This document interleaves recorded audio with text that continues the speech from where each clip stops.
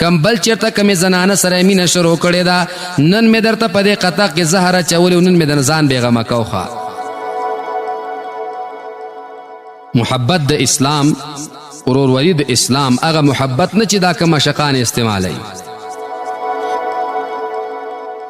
ولې و چې بیا به سره څوک نکاح کوي که نه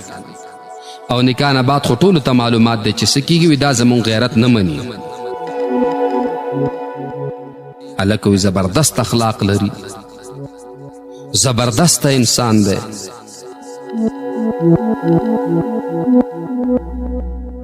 تاسو قرآن عظیم شان مطالعه کوي هر پیغمبر د خپل قوم خلکو ته آواز کوي